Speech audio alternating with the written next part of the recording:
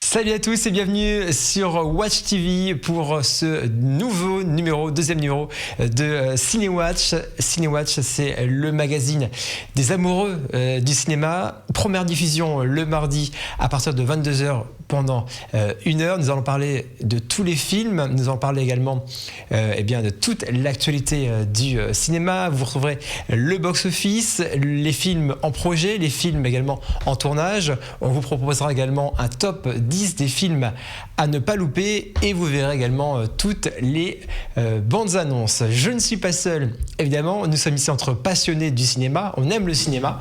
À mes côtés, Claire Fayot. Bonjour Claire. Bonsoir. Bonsoir. Geoffrey. Oui, Geoffrey. Claire qu'on retrouve du blog legenou-de-claire.com. C'est ça. Bienvenue. Mickaël Barbato. Bienvenue également. Mickaël. Bonjour Geoffrey. Bonsoir. Du blog sallesobscures.com. C'est ça. Bienvenue dans cette émission. Au sommaire de ce deuxième numéro de Cinéwatch, 2 événements ciné cette semaine. Nous parlerons en premier de Miss Hokusai, c'est un film d'animation japonais. Nous parlerons également du tout nouveau Testament, le nouveau film avec Benoît Poelvoorde. Et puis également tous les autres films de la semaine. No Escape avec Owen Wilson, Ricky and the Flash avec Meryl Streep, Symmetry of Splendor, La Vanité également et La Volante. Cinéwatch numéro 2, c'est parti tout de suite avec le box-office de l'été aux États-Unis.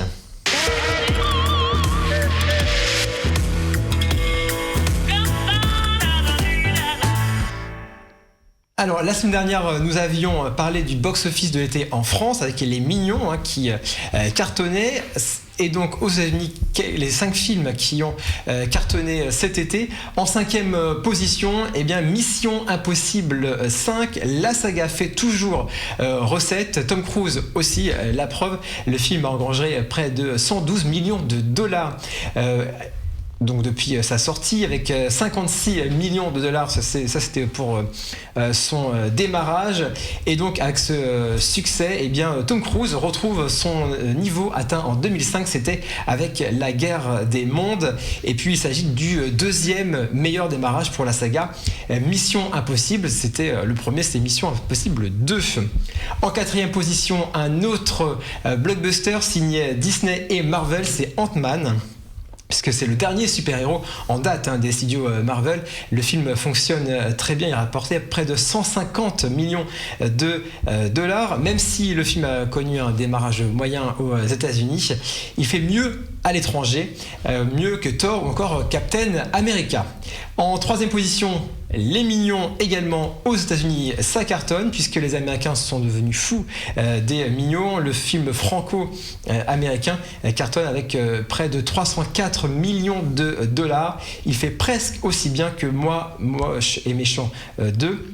Qui avait fini sa carrière aux États-Unis avec 369 millions de dollars. En 2e position, un autre dessin animé signé Disney et Pixar, Vice Versa. C'est le dernier né des studios Disney et Pixar qui a engrangé près de 336 millions de dollars depuis sa sortie. Donc on va savoir si Le Voyage d'Arlo, c'est le prochain film des studios Disney, fera aussi bien. Réponse en novembre. Et puis en premier, sans surprise, Jurassic World qui décroche la première place du box-office nord-américain cet été puisqu'il a amassé près de 636 millions de dollars. Le film fait même partie du club très privé des films qui ont dépassé le milliard de dollars de recettes avec près d'1,5 milliard de dollars. On va parler dans un instant du premier film événement de la semaine. Ça sera Miss Hokusai. On en parle dans un instant.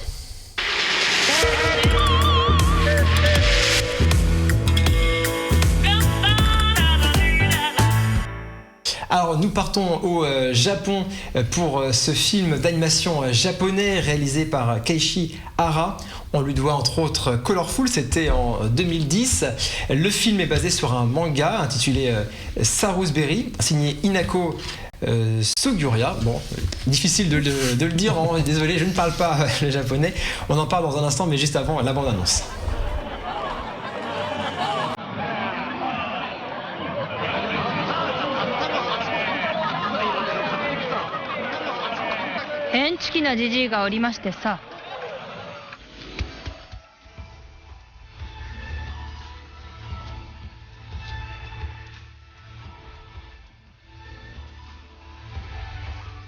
畳敷きの紙に大だるまを描いてみたりかと思えば米一粒にスズメを2羽描いてみたり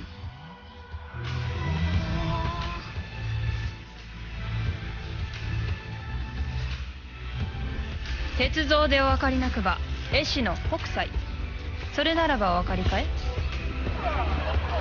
その変地家が俺の父ですのさ親父と娘で筆2本箸4本あればどこへ転んだって食っていくさ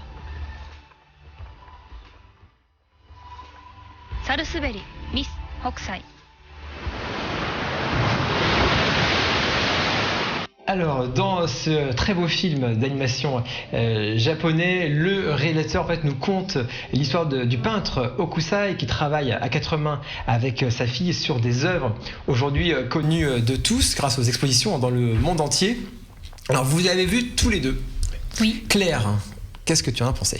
C'est un film qui est déjà très beau. Esthétiquement, alors après il faut aimer l'esthétique de l'animé, de l'animation japonaise. Mais alors là, vous voyez, on a vu la bande-annonce. Ça donne des indices sur ce qu'est le film, mais c'est pas que ça. D'accord. Voilà, vraiment c'est ça. On s'attend à un biopic dessiné, mais en fait le film va bien plus loin que ça puisqu'il dresse un portrait du Japon du 19e siècle, tout simplement. Et je pense avec Michael qu'on a été assez surpris de certaines références culturelles. Alors bien sûr, ce qui est formidable aussi, c'est qu'ils intègrent la peinture de Hokusai, père et fille, dans le dessin animé, quoi.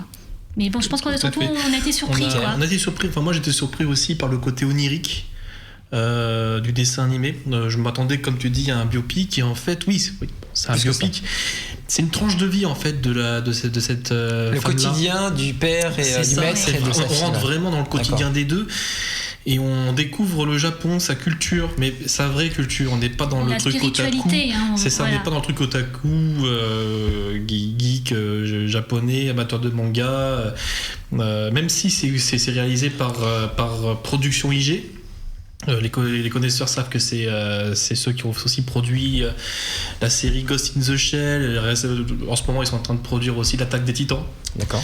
Donc c'est une grosse maison de production qui fait des trucs pour otaku, mais là on est vraiment des années-lumière. Il n'y a rien à voir. Donc on n'est pas obligé d'être fan de manga. Absolument pas. Par contre, effectivement, il y a beaucoup de choses qui parleront à ceux qui connaissent bien aussi la culture japonaise, les animistes, Là, pour moi, on est dans la lignée de Princesse Kaguya ou Le Vent se lève, c'est-à-dire tout à fait.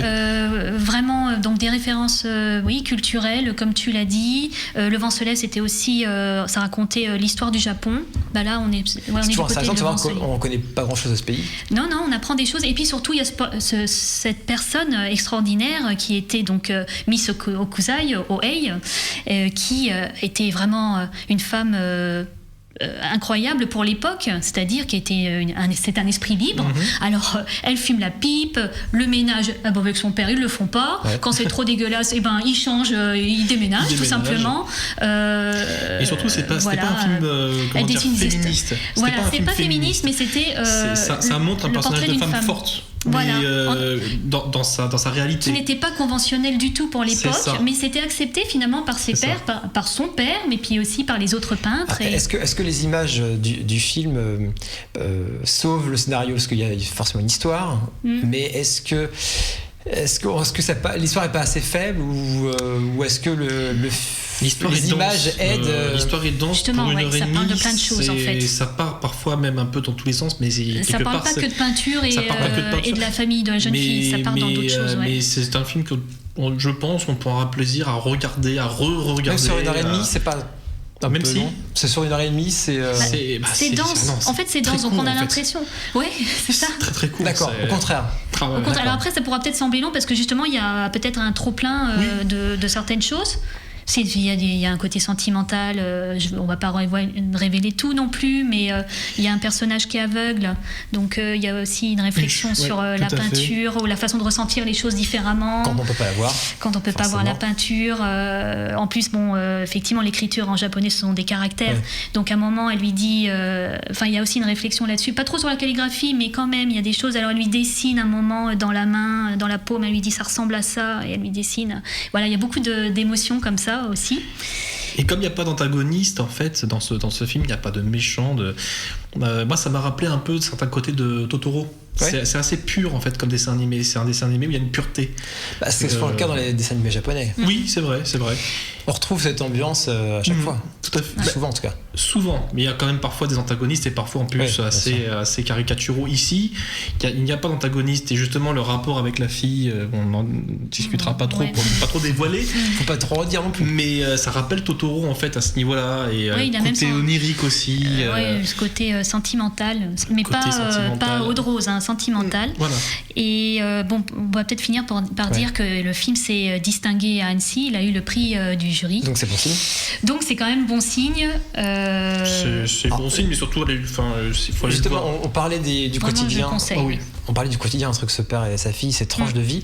L'extrait du film qu'on a à vous montrer, c'est justement une séance entre Oei qui travaille sous les yeux de son père.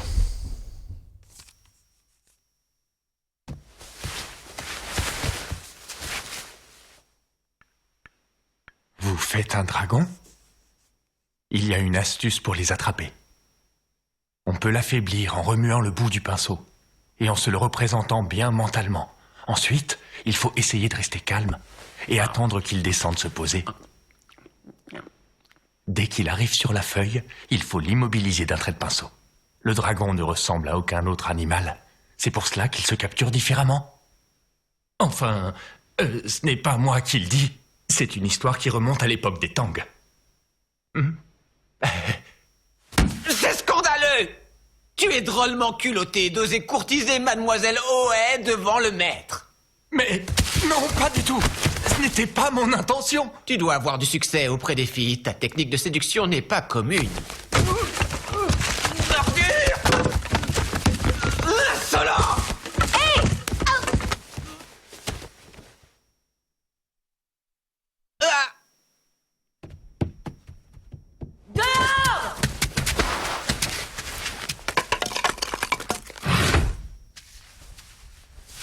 Ça alors, elle a même chassé son vieux père. Dites, maître, et si nous allions prendre un verre ? Bon, on retourne boire. L'humour reste présent. Oui, il y a de l'humour. Ce sont des tranches de vie, après il faut le voir en VO. Oui. Pour la petite musique, même si on comprend pas pour la petite musique. Et bon, après, il y aura peut-être certaines allusions qui sont peut-être un peu difficiles d'accès pour un jeune public, Mais c'est à voir. Définitivement. On n'est pas dans Naruto. Donc vous savez, au moins un film à voir cette semaine. On parlera du deuxième événement évidemment tout à l'heure. Ce sera évidemment le tout nouveau Testament. Donc à voir Miss Hokusai. À suivre dans Cinéwatch, ce sera No Escape. C'est un thriller haletant avec Owen Wilson, encore Pierce Brosnan. Mais avant, on va parler des films en projet. C'est l'actu des films en projet tout de suite.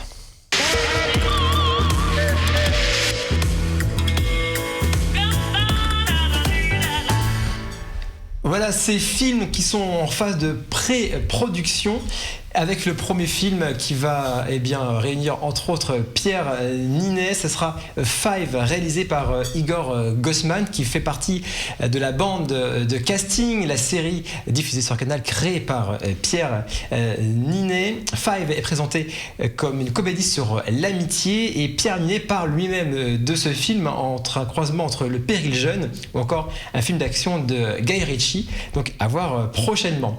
Et donc on en sait également un peu plus sur le prochain film d'Adèle Exarchopoulos. Ça sera un film réalisé par Pierre Godot. Le titre Down by Love, on en parlera évidemment prochainement dans Cinéwatch. On passe aux autres films qui sortent cette semaine avec No Escape, un thriller réalisé par John Eric Dowell avec Owen Wilson ou encore Pierce Brosnan. L'histoire en quelques mots, c'est un expatrié américain qui part vivre avec sa famille dans l'Asie du Sud-Est, mais leur nouvelle vie rêvée ne va pas se passer comme prévu puisque un coup d'État va éclater. Voici la bande-annonce. Tu dors? Bise. Bienvenue en Asie. Marche pas l'interrupteur. Comment ça, il marche pas? Le téléphone marche pas? Tout est cassé.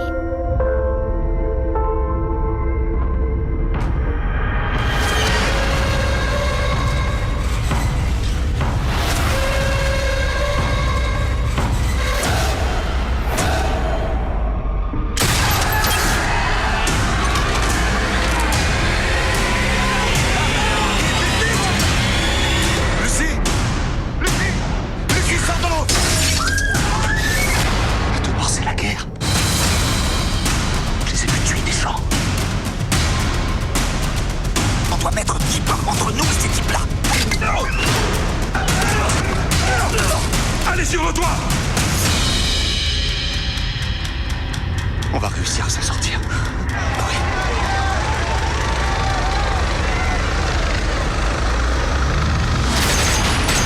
Faites bien la tête!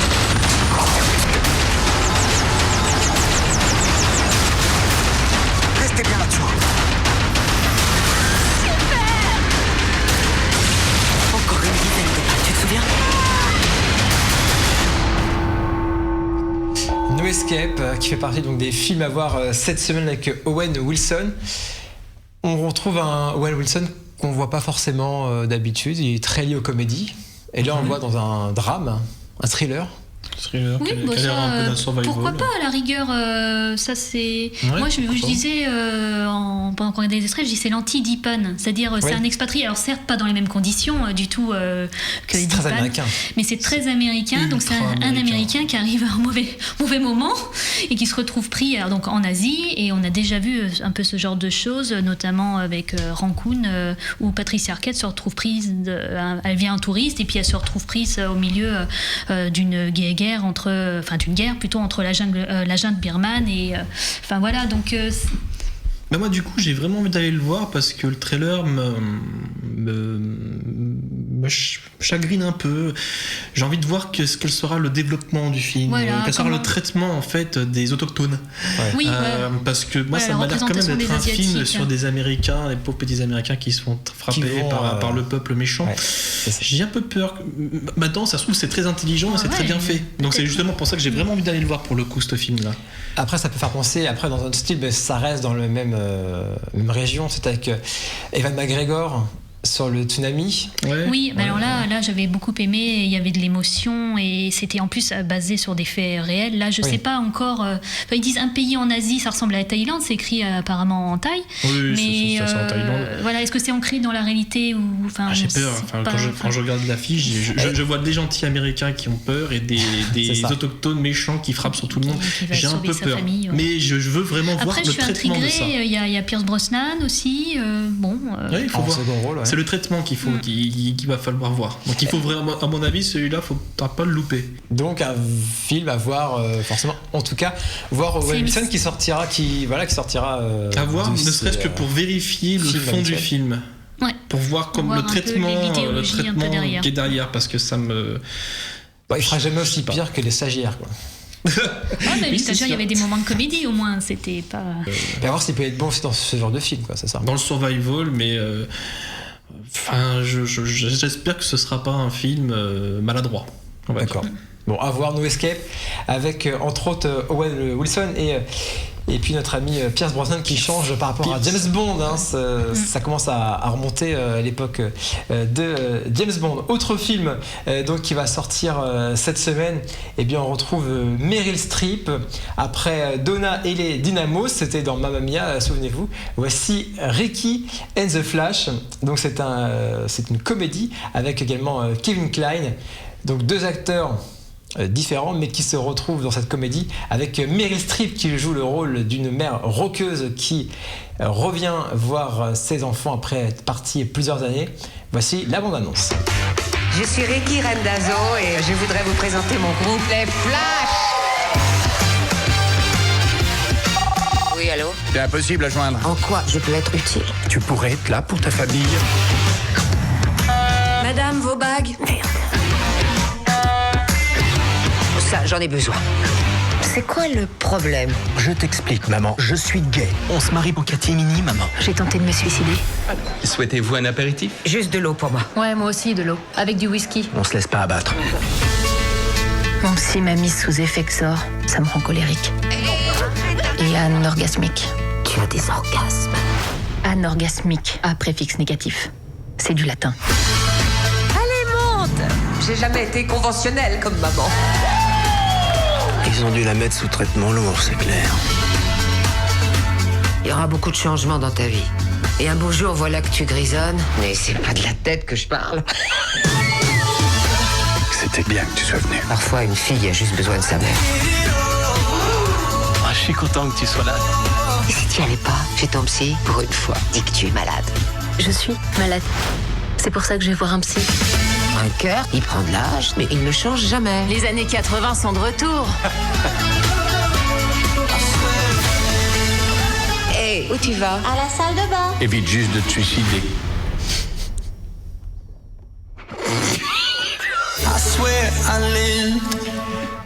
Meryl Streep, moi je valide. Je pense que. Ouais, Claire. enfin Meryl Streep chanteuse, non peut-être pas, mais Diablo Cody au scénario, Ouais. et là il y a quand même des bonnes répliques. Et sa fille, c'est ça que tu Et alors, disais. et hein. voilà, celle qui joue la fille dépressive de Meryl Streep, C'est ça. c'est sa propre fille. D'accord. D'ailleurs, il y a un air de famille, Ouais. hein, et donc voilà, ça sonne, les dialogues forcément sont amusants de voir. Mais c'est très bon. Mais moi, Meryl Streep, j'aime beaucoup. Et c'est vrai on arrive à la voir dans plusieurs styles de films. Oui, voilà, les Et drames, les après Mamma comédies. Mia, moi, franchement, moi, ça me donne vraiment envie de le voir, ce film, Michael.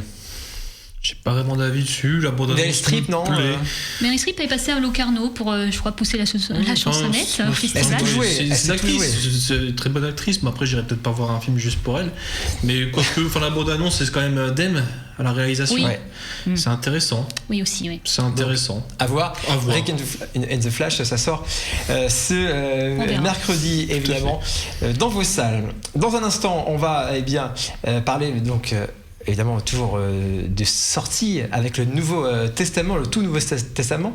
Autre film qui sort cette semaine, c'est Symmetry of Splendor, réalisé, alors je vais y arriver, par Happy Chatpong Vera, c'était cool. Bravo. Merci, bravo. je ne suis pas entraîné du tout, hein, promis.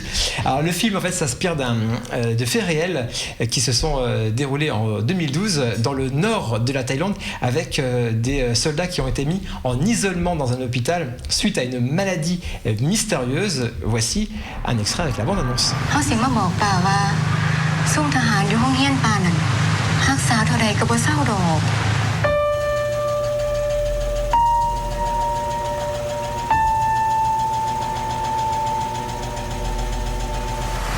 ย้อนว่าหมองนี้เคยเป็นเมี่ยงมาแต่เก่าดวงวิญญาณของพระราชาซุมนันน่ะกำลังดูดเอาพลังจากทหารซุมนี้นี่ล่ะไปเหตุการณ์สู่รบ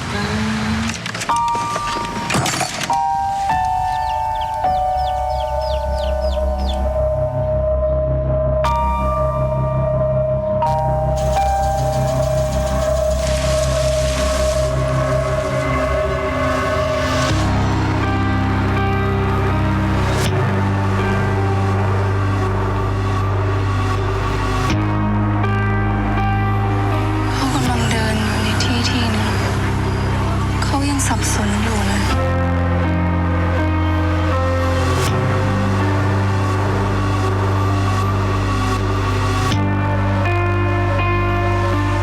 เขาถามคอยว่าอยากเห็นเขาบอกเห็นยังงั้นป้าก็ลืมตาโตๆดิ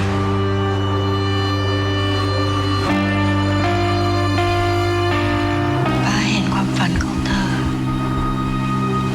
ความฝันของป้า Alors, déjà, il faut savoir que le film a été multi-nominé. C'était pour la sélection Un certain regard à Cannes. Et Claire, tu as vu le film? Alors effectivement, le film porte un certain regard sur la vie. Alors déjà, ça montre une Thaïlande loin la Thaïlande de carte postale. Ouais. Donc c'est ni Bangkok, ni les plages magnifiques. C'est la vraie vie, j'ai envie de dire. Et en même temps, c'est un film qui est entre la frontière entre le rêve et la réalité, la vie et la mort. Donc c'est empreint de spiritualité. Bon, oui, je pense que le film aurait pu aller en compétition à Cannes et sortir de cette section Un certain regard. Aussi, c'est ça le problème. Voilà, mais bon, là quand même, on a affaire à un cinéaste palmé, il a eu la Palme d'Or, donc pourquoi pas. Alors après, bon, moi j'ai vu, il y a des plans qui m'ont énormément plu, c'est une splendeur, et puis d'autres qui m'ont semblé un peu plus discutables, mais enfin bon, le débat sera ouvert. Exactement. Donc tu le conseilles quand même ou pas? Je le conseille, mais je pense que c'est effectivement un film plutôt aux habitués quand même de ce cinéaste, parce que je pense que, ou même aux habitués des films de festival. D'accord. Donc, voilà. Vous serez sûrement tenté par ce film Symmetry of Splendor. Merci Claire pour ton avis. Dans un instant, donc, on va parler de l'autre événement cinéma de la semaine. C'est le tout Nouveau Testament avec Benoît Poelvoorde qui s'en prend pour Dieu. Tout un programme. Mais d'abord, on va parler des films qui sont en tournage actuellement dans Cinéwatch.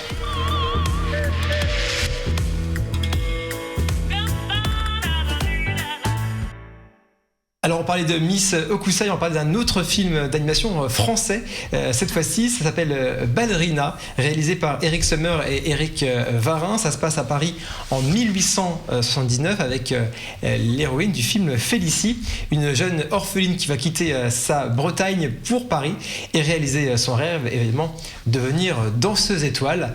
Et donc à suivre, le film sortira en février 2017. Autre tournage également en cours, celui de Dogs, réalisé par Bogdan Mirica. Il s'agit du premier long métrage. Le tournage a commencé le 27 juillet dernier en Roumanie. Et puis un habitué des comédies françaises, Olivier Barou, tourne actuellement aux États-Unis et la suite des Tuches, les Tuches 2, le rêve américain, toujours mené par Jean-Paul Rouve ou encore Isabelle Nanty.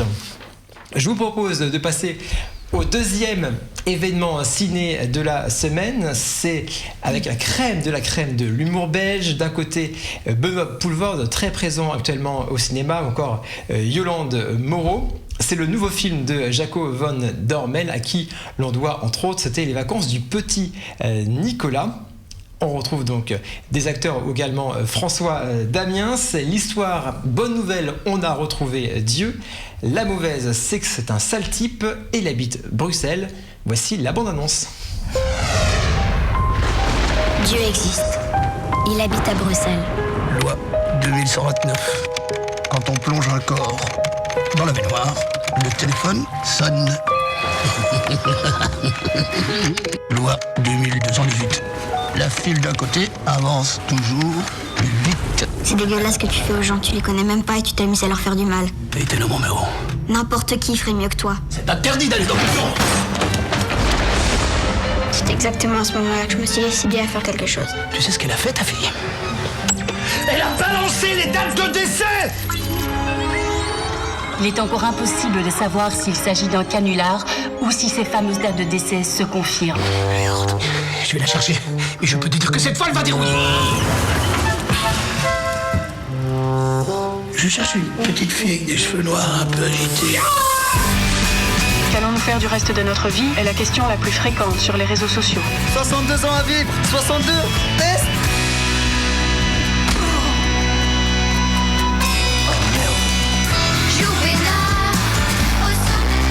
Il dit qu'il vous aime bien. C'est la première fois qu'il m'arrive quelque chose d'aussi beau. Qui, lui? Dieu. Je l'imaginais pas comme ça. Qu'est-ce qui s'est passé? Un miracle. Dieu nous dit, aime ton prochain comme toi-même. J'ai jamais dit ça. Pardon? J'ai jamais dit ça. Mais l'autre, là, il est parti en sucette. Hein. Tout ce qu'il a réussi à faire, c'est se faire clouer sur un cintre comme une chouette. Il a des pouvoirs, ton père? Comme un super-héros? Et là, ne m'oblige pas à venir t'en joindre. Mets-toi à l'aise, tu veux voir quelque chose? Je sais pas qui je suis. Je sais pas qui je suis. Qu'est-ce que c'est que ce bordel? Oh, tu es déjà rentré? encore Kevin.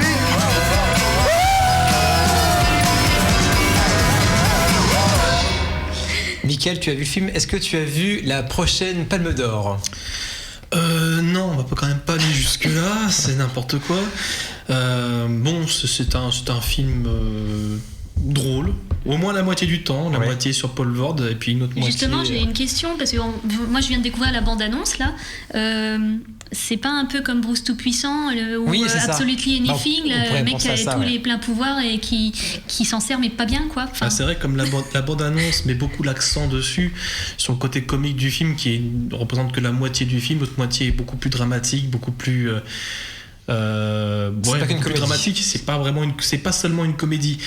Moi j'ai beaucoup de réserves sur ce film, même si j'ai bien aimé, j'ai rigolé de bon cœur, mais avec Paul Vord c'est difficile de pas rigoler. Mais oui, tout à fait, même s'il crie beaucoup. Ouais. Il crie beaucoup dans le film. C'est un ressort comique qu'il a beaucoup, enfin bon, ça marche bien. Le problème vient de la deuxième moitié, d'autres moitiés qui tire un peu sur Park Chan-wook, le réalisateur de Old Boy, avec beaucoup choquer, quoi. Choqué, oui, mais en fait avec la religion.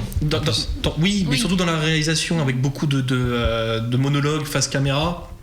Une photo qui rappelle, c'est totalement les films sur Old Boy, beaucoup de films coréens. C'est très maniéré dans la réalisation, c'est parfois un peu lourdeau, un peu lourdingue. Pas convaincu par cette. Oui, à voir de toute façon, c'est sûr et certain. C'est un des films de cette semaine. Après, Palme d'Or, non, faut pas déconner. Mais il a eu sa place à Cannes quand même. Il a sa place à Cannes. Ouais, ça fait partie de la quinzaine des réalisateurs. Il avait sa place à Cannes, mais même fondamentalement, je trouve que le film est un peu bancal. Toute la partie Catherine Deneuve, avec un gorille. Alors ça fait penser à Charlotte Rampling. Ça a déjà vu ça. Bah oui, mais une femme et un singe, on a déjà vu ça. Quoi. Et surtout tout le film te dit que l'homme machiste n'est pas un exemple, ce qui est vrai. Et puis finalement, elle se retrouve dans les bras d'un singe, qui est l'image même du machisme. C'est ridicule. C'est un animal, on peut pas. C'est un animal, mais je pense que c'est un animal macho. Dans l'animal, il y a mal. D'accord. Bien macho, tu vois.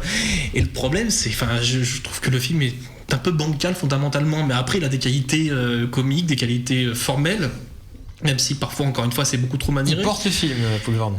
Ouais. Boulevard le porte. Il y a Yolande Moreau, oui, on la voit pas spécialement. Elle est bien, elle est très bien.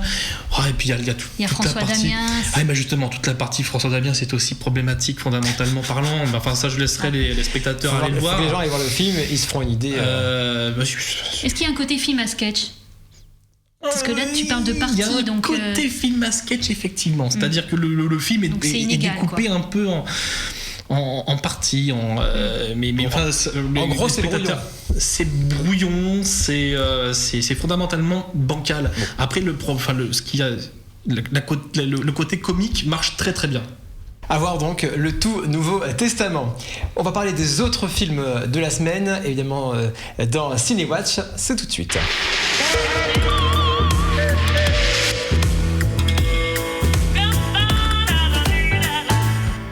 Et nous partons au Canada pour Insoumis, c'est l'autre film qui sort cette semaine, tiré d'une histoire vraie, réalisé par Mathieu Denis. Ce film revient sur ce qui s'est passé dans les années 60 au Canada avec Jean Corbeau. C'est un adolescent italo-canadien mort en 1966 suite aux actions menées par le Front de libération du Québec. Voici la bande-annonce. T'es prêt? Ouais. La violence, c'est pas un choix qu'on fait. C'est la seule option qu'on a. C'est ton retour.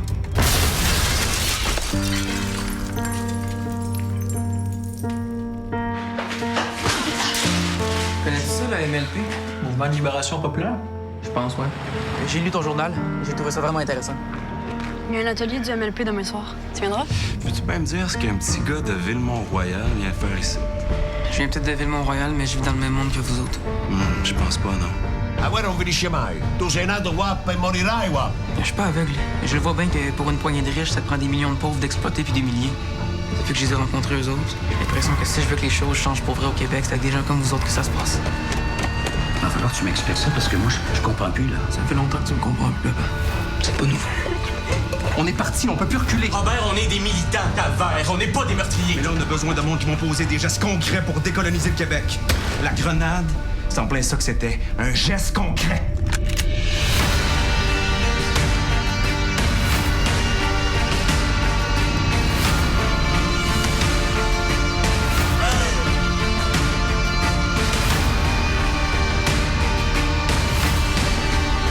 Les gens commencent à comprendre que ça mène à rien la politique. Faites attention à vous autres. Je veux juste savoir où est-ce que tu t'en vas. Mais t'as plus l'affaire! Si je leur montre pas que ça me tient à cœur, pour eux autres, je vais toujours rester le petit bourgeois de Mont-Royal. Cette guerre, là, on la fait jusqu'au bout. On la fait pas partout.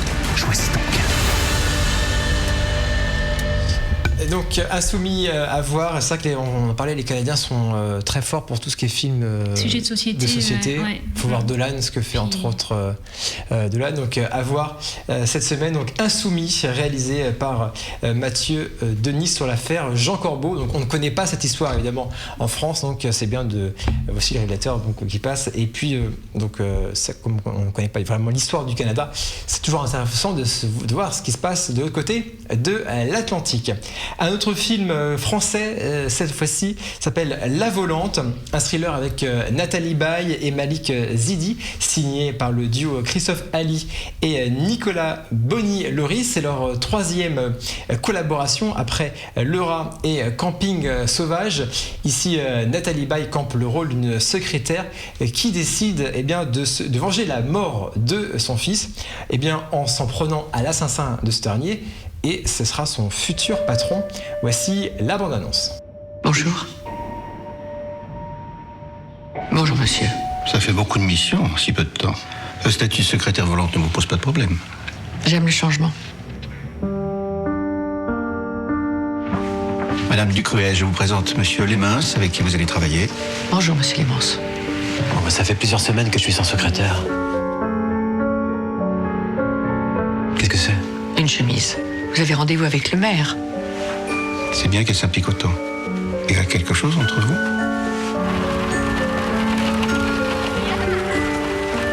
Vous êtes qui?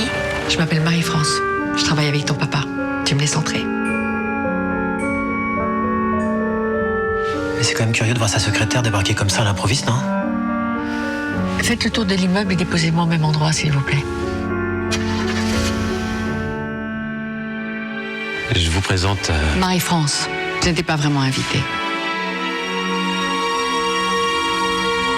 Marie-France? Bonsoir, Audrey.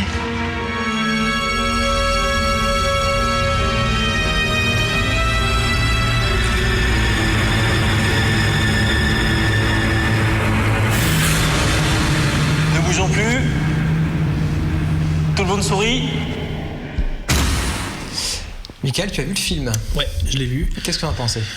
Un petit thriller français avec des problèmes de scénario quand même assez... Enfin, avec des ficelles, mais grosses comme ça. Ouais. Mais on y croit. Il y a des bons côtés quand même. Alors, le petit duo qui est aux manettes du film, c'est Christophe Ali et Nicolas Bonny-Loris. Ils ont du talent, visuellement ils se défendent de ce qu'il y a, c'est que le problème, ils sont pas gâtés par un scénario un peu déjà vu quoi. Déjà vu et puis les ficelles sont énormes quand tu les vois venir à 4 km. Nathalie Baye est bien. On la voit dans un rôle un peu différent. Oui, puis c'est vrai qu'elle dans un thriller, c'est assez. Elle se fait un peu rare en ce moment, donc mais elle passe bien à l'écran. Même Malik Zidi est bien, mais. Enfin, le film est moyen, c'est ça, c'est un film. Il y a un peu de tout dedans, il y a un peu de Hitchcock, il y a un peu de Chabrol, il y a même un petit peu de Shining. Alors il y a des petits hommages. Avec la hache et non, enfin il y a des petits clins d'œil à Shining pour les cinéphiles, vraiment des plans qui sont repris de Shining. Mais c'est maladroit, voilà, c'est ça, c'est maladroit. Ils ont mis dans une grosse marmite, ils ont mis plein de choses pour essayer de faire un thriller. Non, c'est surtout qu'ils ont vraiment rendu hommage ça. D'accord. De temps en temps, mais on fait pas un film avec ça, quoi. Ouais, c'est ça. On fait pas de film avec ça. Ça peut être un très bon téléfilm, mais après sorti au cinéma, ça fait cher le téléfilm.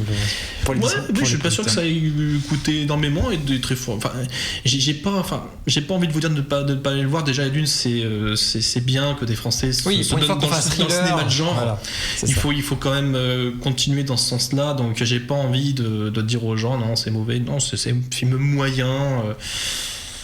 Pourtant, Nathalie Baye a quand même signé pour être dedans.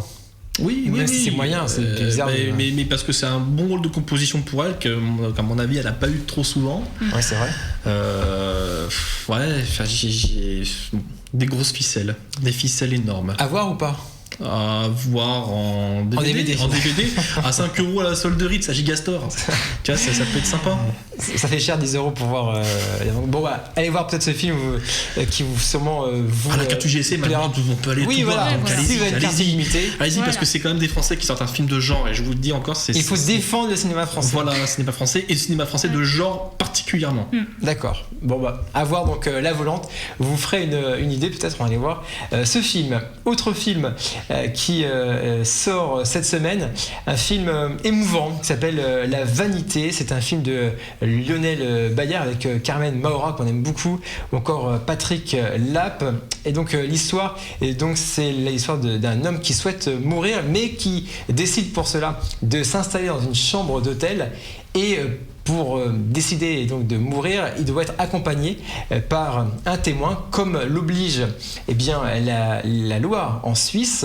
Et donc il fait appel aux prostituées russes qui habitent la chambre d'à côté. Voici la bande-annonce. Il est mort? Non, ça c'est juste pour pas vomir. Comme ça, 20 minutes après, qu'on en prend le produit, ça ne ressort pas. Claire était d'accord. Vous? Pour que ça se passe ici. Mais c'est un hôtel, on ne peut pas. Monsieur Miller, n'y a-t-il rien qui puisse vous faire changer d'idée? Monsieur Miller, on a un problème avec la piscine. Suivez-moi, si vous... Vous les mettez pour chaque client? Oui, non, je les mets quand j'ai envie. Je ne fais plus le couple. Trop complications. Non, attendez. Je vous présente Constantin Gavrilovitch Treplev, mon nouveau témoin. Et ça dure combien de temps pour... 15 minutes ou 20 heures. 20 heures? 20 heures? Les maximum. Ça n'arrive jamais. C'est combien une heure? Ça dépend. Qu'est-ce que vous voulez? Au total. Non! Qu'est-ce que vous avez fait, bon Dieu? C'est mon client. Maintenant, il pense qu'il paye. Maintenant? C'est le désir. Ça se contrôle pas. Est-ce qu'on peut rire avec ça? C'est difficile. Moi, je pense qu'on peut rire de tous les sujets. Et puis là, ça a l'air vraiment d'être fin, quoi, comme histoire. En plus, il y a Carmen Maura, donc déjà c'est bien. Et les deux autres acteurs que je ne connais pas ont l'air très bien aussi. Donc oui, en plus le titre La Vanité, c'est avec toutes ces références culturelles derrière. Oui, moi ça me tente. Ouais. Ça m'a l'air bien sympa aussi. Tout à l'heure je l'avais pas vu, là j'ai découvert, ça m'a l'air bien sympa. Donc à voir, La Vanité, l'un des nombreux films qui va sortir cette semaine. Donc on vous le conseille évidemment. Et donc on en reparlera évidemment sûrement dans les prochaines semaines. Alors on vous a montré durant cette émission les films qui vont sortir avec deux événements cinéma. Et donc il est temps de faire un point avec un top. C'est un top 10 des films. En fait, c'est un classement évolutif. Chaque semaine, ce classement changera en fonction de nos envies. Qui va sortir, qui va rentrer. Qui va rentrer, qui va sortir. Et donc c'est le top 10 de la semaine.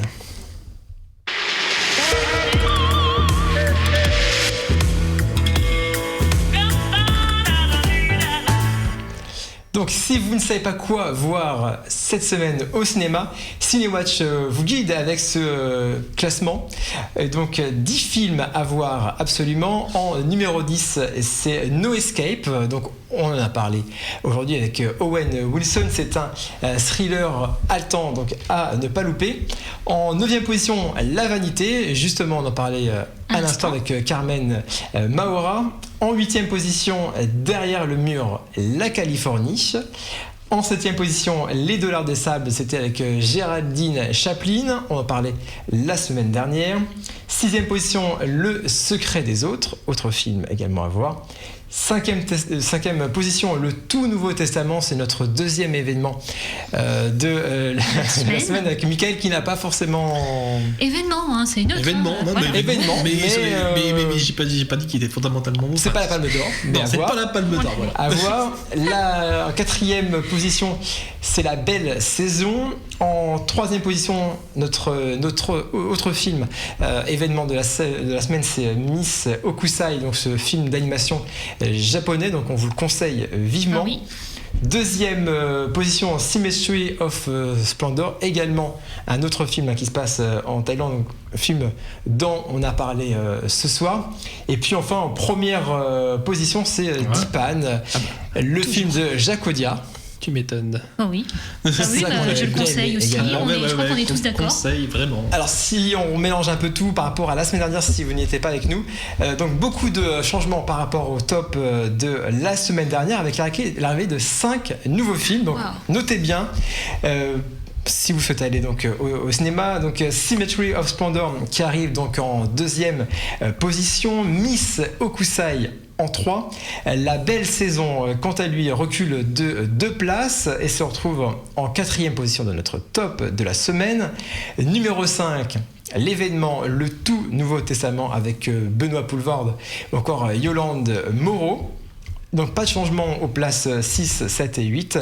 En revanche, La vanité débarque au cinéma et dans notre top en 9e position, et puis enfin No Escape qui arrive donc en 10e position. Alors ces films-là, vous les connaissez, vous ne savez pas encore quels films vont arriver prochainement dans les salles. Je suis sûr. Suspense, attention aussi. Et l'agenda bientôt dans les salles.